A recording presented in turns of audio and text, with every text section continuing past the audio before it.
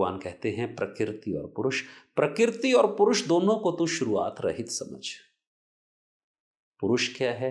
जो constant element है। प्रकृति क्या है? जो वेरिएबिलिटी है। संसार में जो कुछ भी घटित हो रहा है वो दो सांख्य के जो दो तत्व हैं, पुरुष और प्रकृति, उनके सुमेल से घटित होता है। इसका साधारण अर्थ क्या है? जैसे एक बिल्डिंग में जो स्ट्रक्चर है, आरसीसी के जो कॉलम हैं, जो बीम हैं, वो फिक्स्ड हैं, वो बदलते नहीं है, पर दीवारें बदल जाती हैं, इंटीरियर बदल जाता है। तो जो परिवर्तनशील है वो प्रकृति है, जो परिवर्तनशील नहीं है, जो कांस्टेंट है, वो पुरुष है।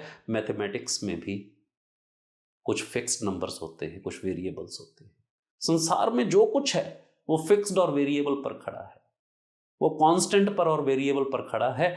जो वेरिएबल है वो प्रकृति है, जो कांस्टेंट है वो पुरुष है। संगीत में भी जो ताल है, जो बीट है, वो फिक्स्ड है, वो पुरुष है।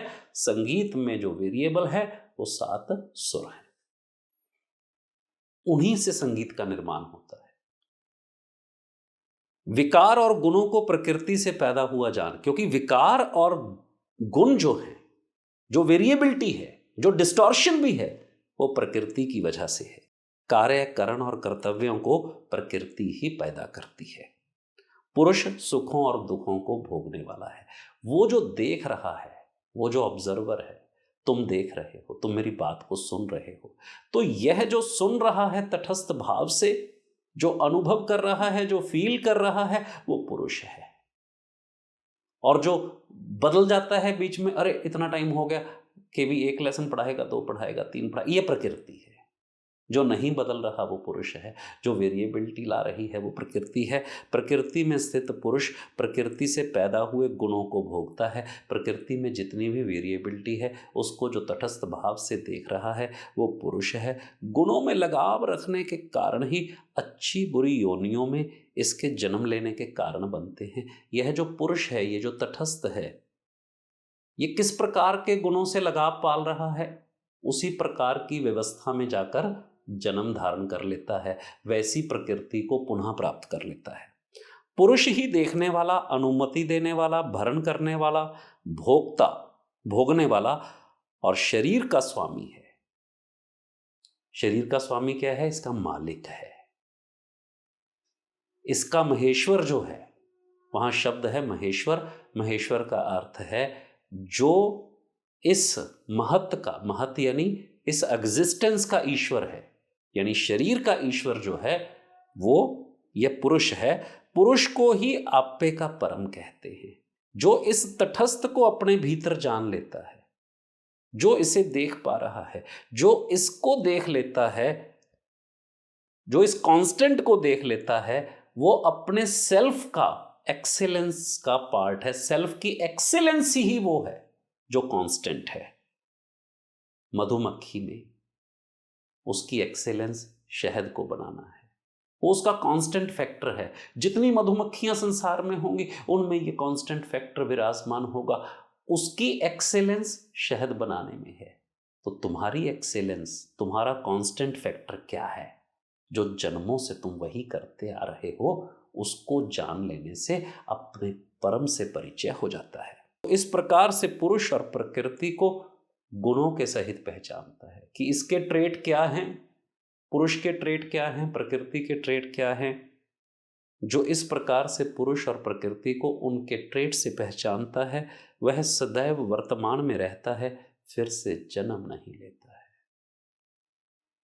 क्योंकि उसको पता है कि ये वेरिएबल है, उसको पता है कि ये कांस्टेंट है। जो अपने कांस्टेंट को पकड़ लेता है, वास्तव में वो फिर अपनी इच्छा के अनुसार ही जन्म लेता है। लेना है या नहीं लेना, यह भी उसकी अपनी इच्छा पर हो जाता है। 13वें अध्याय में भगवान इस प्रकार से समझाते हैं। यह ध्यान करने से ही अनुभूति होती है, स्पष्टता होती है। इससे बहुत सारी चीज़ें छंट जाती हैं कि मेरा कांस्टेंट तो ये है। अरे जब मैं पुलिस वाला हूँ ही नहीं तो मैं काहे एक्टिंग कर रहा हूँ कि मैं पुलिस वाला हूँ। कोई किसी चीज़ की एक्टिंग कर रहा है, कोई किसी चीज़ की। अब मधुमक्खी जो है वो साधारण मक्खी की एक्टिंग करने लग जाए तो तुम मान लोगे क्या? और साधारण मक्खी एक्टिंग करने लग जाए कि वो मधुमक्खी है, वो शहद में लिपट लिपट के तुम्हारे सामने आए, तुम शहद ही फेंक दोगे कि गंदा हो गया, क्योंकि मक्खी अगर शहद में गिर जाए तो तुम खा लोगे क्या? कुछ इस तरीके से है। तुम भी वहीं गिरो जहां पर तुम्हारी गुणवत्ता पहचानी जाए, नहीं तो वो सारे की सारी डिस्ट्रैक्शन छंट जानी चाहिए। भगवान कहते हैं कोई ध्यान से, कोई सांख्य से, तो कोई योग से, कोई कर्म से जुड़कर अपने आप, अपने में परम आपे को देख लेता है।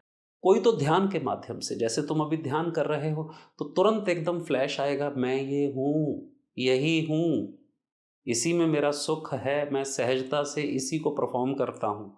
कोई सांख्य से, सांख्य का अर्थ है गुणों के विवेचन से, गुणों को कैटेगराइज करके। तो कोई योग से, योग से क्या है, आपे से जुड़कर, और कोई कर्म से जुड़कर, कोई काम को वो बार बार करता है तो उसको पता चलता है कि यही उससे हो रहा है। कोई अपने आप, कोई एक्सीडेंटली ऐसी पता चल जाता है, अरे मैं तो ये हूं। अपने में परम आपे को देख लेता है। परम का अर्थ है मेरे से एक्सेलेंटली होता क्या है, मेरी एक्सेलेंस कहाँ है, उसको देख लेता है। कई ऐसे ना जानकर परंतु दूसरों से सुनकर ही उपासना करते हैं। उपासना का अर्थ क्या है? उप आसन में बैठना। आसन क्या है? स्थिर होके बैठना। उप आसन क्या है? कि तुम बैठ तो गए हो पर तुम सुन भी रहे हो साथ के साथ। ध्यान देना। हाँ, उपासना का अर्थ कीर्तन करना नहीं है। उपासना का अर्थ है, हम कहें सेमी सिटिंग, उप आसन।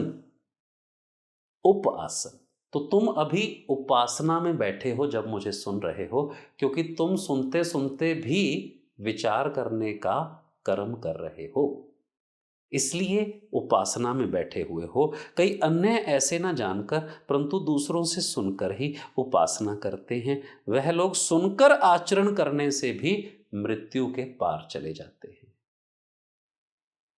आचरण करने से भी जब पता चल जाता है कि मेरी एक्सेलेंस ये है और ये सदैव रहेगी, ये कभी खो नहीं सकती, ये कभी हट नहीं सकती। मधुमक्खी को पता चल जाए कि उसकी यही एक्सेलेंस है, वो शहद ही बनाएगी,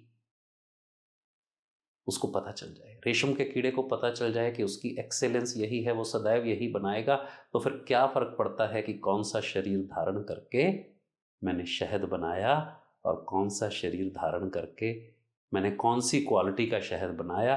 क्योंकि मेरा परम तो शहद बनाने में है, क्योंकि मेरा परम तो रेशम बनाने में है। ये शरीर धारण किया, रेशम बनाया, दूसरा शरीर धारण किया, रेशम बनाया, तीसरा शरीर धारण किया, रेशम बनाया, चौथा शरीर धारण किया, रेशम बनाया।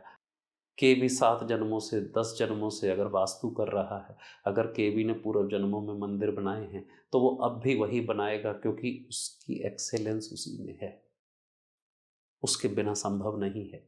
फिर वो दूसरा शरीर धारण करेगा, उस समय परिस्थिति, देश काल परिस्थिति के अनुसार वो जो चीज़ धर्म से जोड़ने वाली होगी, फिर वो बनानी शुरू कर देगा, क्योंकि उसकी एक्सेलेंस उसी में है।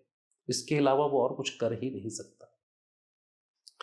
प्रत्येक व्यक्ति की है, और अपनी एक्सेलेंस को पहचानना ही परम आनंदमयी है, जिसका आनंद भी नहीं छूटता और मृत्यु के पार भी चला जाता है व्यक्ति। अपने परम को पा। सनातन सनातन।